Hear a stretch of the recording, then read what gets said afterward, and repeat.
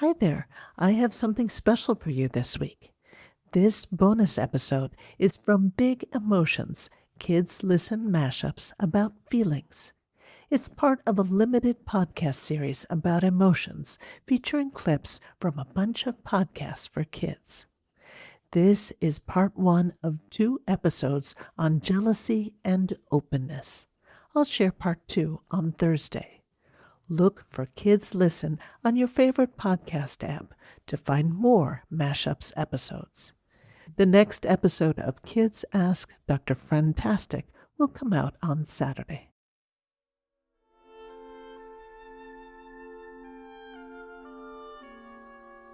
Hello and a warm welcome. I'm Dr. Eileen Kennedy Moore, also known as Dr. Friendtastic. I'm an author and clinical psychologist based in Princeton, New Jersey, in the United States. Plus, I'm part of the Big Emotions Mashup team. In this episode, we're going to talk about 2 complicated feelings: jealousy and envy, and their opposites. Jealousy is the feeling we get when we're afraid of being replaced or losing someone's attention or affection to someone else. For example, if our good friend starts hanging out with someone new, we might worry that they'll forget about us or leave us behind. Ouch. Envy involves wanting what someone else has.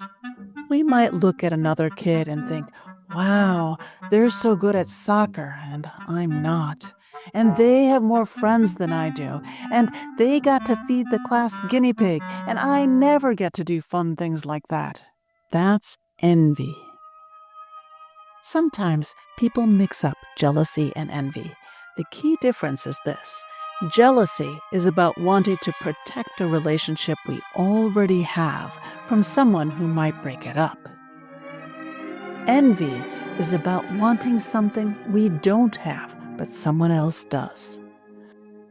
Both jealousy and envy can leave us stewing in resentment, thinking, that person is a jerk, or I'm a loser. Neither thought is kind or helpful. Even though they're painful, jealousy and envy, like all feelings, are useful. They point us toward what matters to us. Jealousy might say, this friendship matters, I don't want to lose it. Envy tells us, I want that too, and can push us to grow or go after something we care about. When I was a kid, I loved being in school plays and musicals. But sometimes I wouldn't get the part I hoped for. Someone else was a better singer or dancer. I felt envious. Part of me wanted to sulk or drop out, but that would have been unfair to the other actors, and it probably would have made me feel worse. So instead, I tried to do my best in the role I had. That wasn't easy, but I wanted to be part of the cast and help create the performance. Feelings are like smells. Some are sweet, others are stinky, but none of them are bad or wrong. They just are. They're all trying to tell us something. It's okay to feel however we feel. What matters most is how we choose to react. In this series, we'll be exploring big feelings. They can be powerful, and so can we. Emotions are useful. They're a source of information about ourselves and what's happening around us. They are our connection to the world. So let's get to know them better, invite them in, and create space to choose how we respond to them. We can't control the wind, but we can adjust the sails. This is the second episode of our Kids Listen series. We hope you enjoyed our first episode on fear and bravery, hosted by What If World's Mr. Eric, and that it helped you understand those emotions in yourself and your loved ones.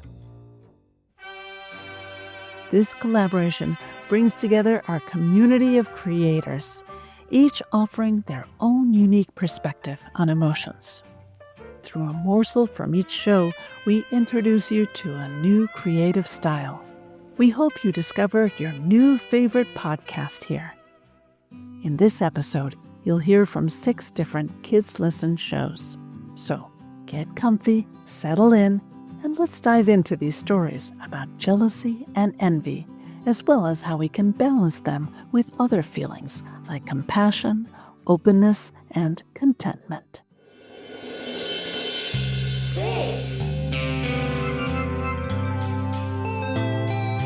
Emotions.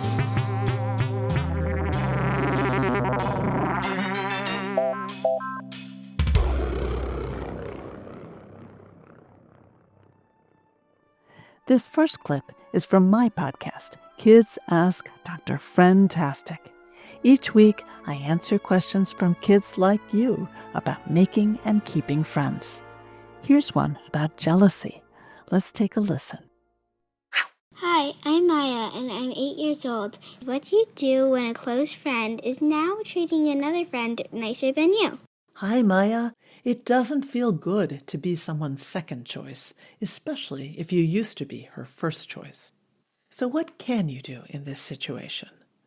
Well, you could start by reminding yourself that a friend is not a birthday cake. With a birthday cake, if I take a big piece, that means you get a smaller piece. But that's not how friendship works. Your friend doesn't have a limited amount of liking that has to be divided up between people. How much she likes someone else doesn't cut down on how much she likes you. What this means is that you don't need to keep score by tracking what your friend does for you versus the other girl. That would just make you anxious and miserable, and it could hurt your friendship. Instead, focus on all the things you'd normally do to strengthen your friendship. Spend time with a friend, doing fun things together. Invite her to get together with you outside of where you usually see each other. Be kind, be helpful, be interested in what she's thinking, feeling, and doing, and show you're happy to see her. None of this will make your friend dump the other girl, but it will remind her that she feels good when she's with you, and it might help you and your friend grow closer. Now you might be thinking, but wait, if she spends more time with someone else, then she'll spend less time with me. That's true, but you have 2 good options here. You could decide to enjoy the time you do have with your friend and use some of the time you're apart to get together with other friends you'd like to know better or enjoy doing things on your own or with your family. The second option is you could try to befriend the other girl. If you end up liking the other girl, you'll get a new friend, plus more time with your old friend. But what if your friend really does like the other girl more than she likes you? That's disappointing, but it's not smart to have a best friends or nothing attitude. You can't control how much someone likes you, so you need to ask yourself an important question. Is this a good friendship for you? If she's kind to you and you enjoy each other's company, then the friendship is worth continuing, even if it's not perfect. Have you ever felt upset because your friend was hanging out with someone else? That's jealousy, and it's totally normal. Jealousy is uncomfortable, but it's not a bad feeling. Everyone feels jealous at some point. The question is, what do we do with that feeling? As we talk about jealousy and envy, it's important to remember that compassion helps. When we show kindness to ourselves and others, we learn to handle these tricky emotions with gentleness and understanding. Empathy helps us understand how others feel, while compassion inspires us to show care and support. But it's not just about others. We can practice compassion with ourselves, too. By being kind and patient with our own feelings, we learn to accept who we are and what we're experiencing, even when things get tough. It takes courage to be gentle with yourself, but it helps you grow stronger and build better connections with others. Our next Kids Listen member to offer their perspective is Girl Tales. Girl Tales is a kids' podcast of feminist stories where girls go on adventures, take risks, and become their own heroes. In the clip you're about to hear, Effervescence feels anxiety and also envy when he discovers his closest friends are attending a glamorous party without him. Let's listen. A wise woman once said, "The saddest phrase in any language is, 'What party?'" Effervescence, the fairy teenager with human parents, didn't understand that quote back when he'd first read it. But now the fullness of it tackled his chest. His heart bounced around his ribcage and back into place from the impact. How does social media always find a way to knock the breath out of you when you least expect it? All he'd been doing was scrolling through his feed on the Foibles app and checking out the red carpet looks for the annual fairy fashion show, Princestagram, when he saw that Primera, 1/3 of his closest friends, posted something new. It was a glamorous photo of her looking down and to the left, otherwise known as the fairest of them all angle, and she was wearing the peach dress that he'd made for her out of a sunset. He smiled because he was happy she was so proud of it. Then he read the caption, "Mirror, mirror, who's all dolled up and ready to party?" To which Effervescence said, "Party? What party?" He furrowed his brow without realizing it and went to Sesunda's account. Sesunda was Primera's sister and another third of his core friend group. Anything Primera did, Sesunda was sure to follow, and wouldn't you know it, she did. Same photo, same angle, different dress. This one lavender, and made out of her favorite music.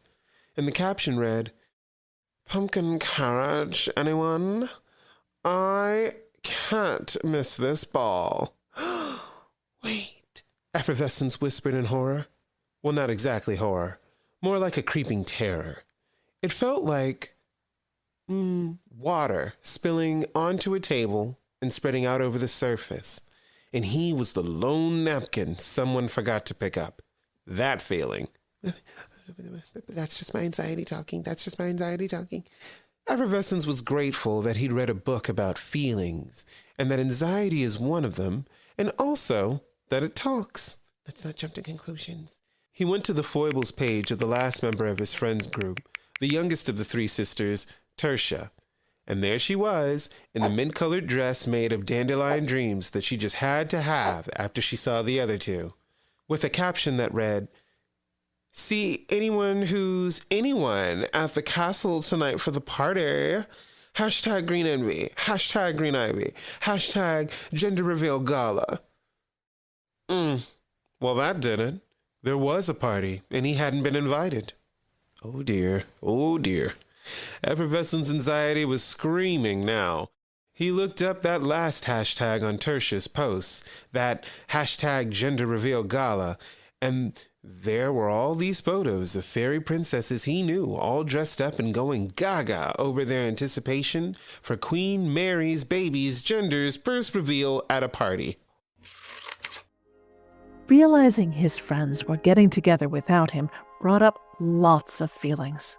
Effervescence felt anxious, hurt, left out, and probably envious when he saw their fancy outfits and happy messages. We've all felt that way. He could lash out and blame his friends for being mean. Or he could talk to them honestly and say, "I wish I could go too." That would probably go better. Effervescence's story is a great example of how envy can sneak in when communication is missing, even in close relationships. Finding out he wasn't invited to the party probably made him wonder, did his friends not care about him anymore? A thought can spark a feeling, and a feeling can lead to a thought. They dance together, helping us understand who we are and what matters to us. When we pay attention, we can start to learn about ourselves, what makes us happy, what worries us, and what we care about most. By noticing how our thoughts shape our feelings, we can grow and also become more understanding of other people's emotions. Next up, we have a snippet from Sleep Tight Stories, a calming podcast filled with original bedtime stories. This one is called The Rainbow Scarf, and it's about Max, who feels envious of his friend Leo's colorful scarf.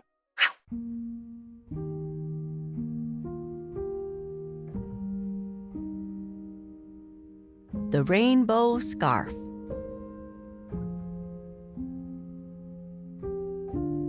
Max stood in the living room, holding the scarf his grandma had knit for him. It was soft, gray, and, well, plain.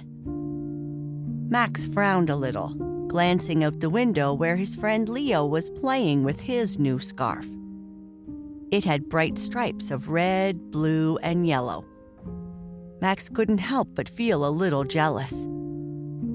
"Leo's scarf is so much cooler than mine," Max mumbled to himself, tugging at the edges of his plain gray scarf. It kept him warm, sure, but it wasn't exciting. At dinner that night, Max's mom noticed him poking at his food. "Is something wrong, Max?" Max sighed. "Leo's scarf is so bright and colorful. Mine is just gray." His mom smiled and said, "But Grandma knitted that scarf just for you. It's special." Max wasn't so sure. The next day, Max met Leo at the park. The cold wind blew, and Leo's scarf flapped in the breeze while Max tugged his gray scarf tighter around his neck. "Isn't my scarf awesome?" Leo asked, showing off the stripes. Max tried to smile but couldn't help feeling a little jealous again. Later, when Max got home and took off his scarf, he found a small note tucked into it. It was from his grandma. "To my dearest Max, I knitted this scarf to keep you warm through the coldest days. With love, Grandma." Max read the note twice, then held his scarf again. It wasn't flashy, but it was soft and warm, and Grandma had made it just for him. The next day, Max didn't mind that his scarf was gray. As the wind picked up, he smiled, feeling cozy and snug. His scarf might not be colorful, but it was full of love, and that was pretty special.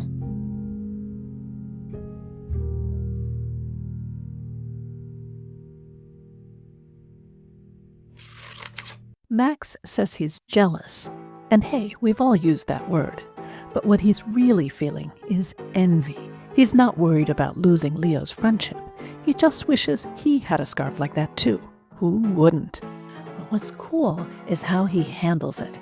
Instead of thinking, "I need a better scarf," he remembers that his gray scarf was handmade by his grandma. That reminder helps him feel grateful, and that gratitude leads to contentment. Contentment is when we feel quietly happy and okay with what we have.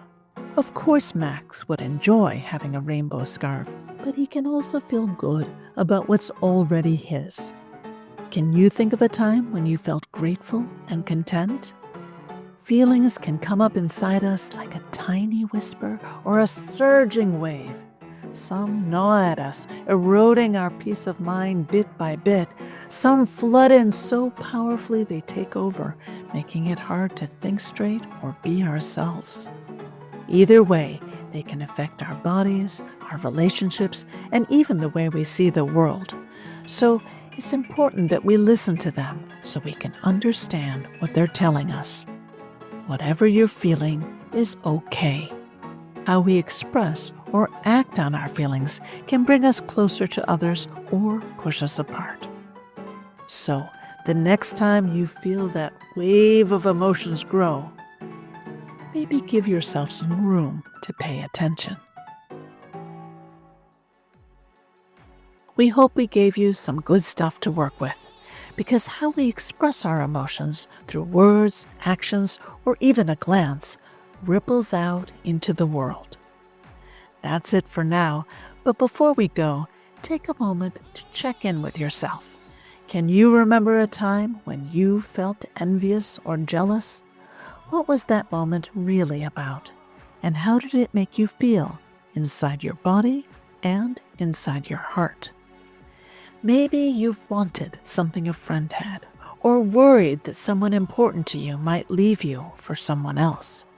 Those feelings are so real and so common. But the good news is they're also a chance to grow.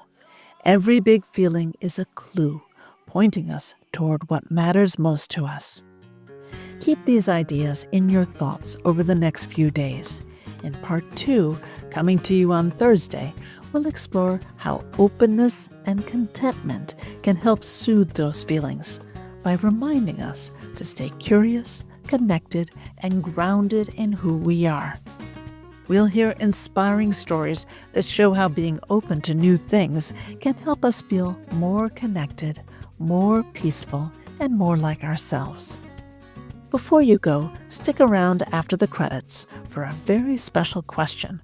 We hope it sparks a great conversation with someone you love.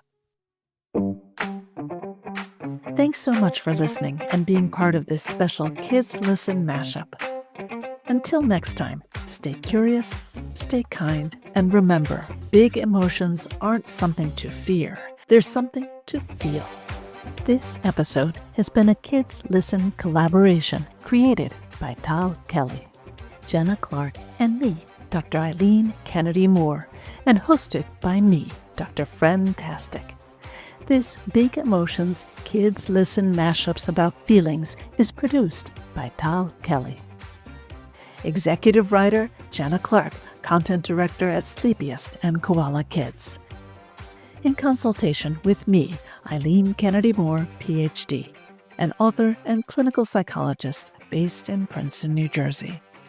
Our intro music was created and generously provided by the wonderful Dan Sachs of Noodledorf.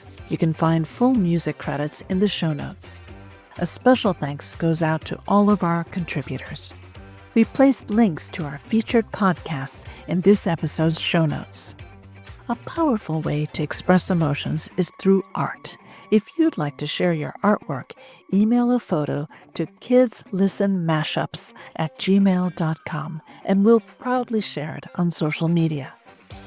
Educators interested in applying this as an SEL resource in their classroom can find a PDF guide in the show notes. If you enjoyed this episode, please leave us a nice review or share the show with someone you love. Thanks for tuning in to your emotions as well as our mashup. Now for our question. It can be hard to share a friend. Maybe you've worried about being left out or even replaced when a friend has a new friend. What can you do if you feel jealous because your friend is spending time with someone else? If this question got you thinking, let us know in the Spotify comments or in a review. We'd love to hear how it makes you feel. And if you have your own thoughts or questions about this topic, I'll be joining the conversation in the Spotify comments too. See you soon.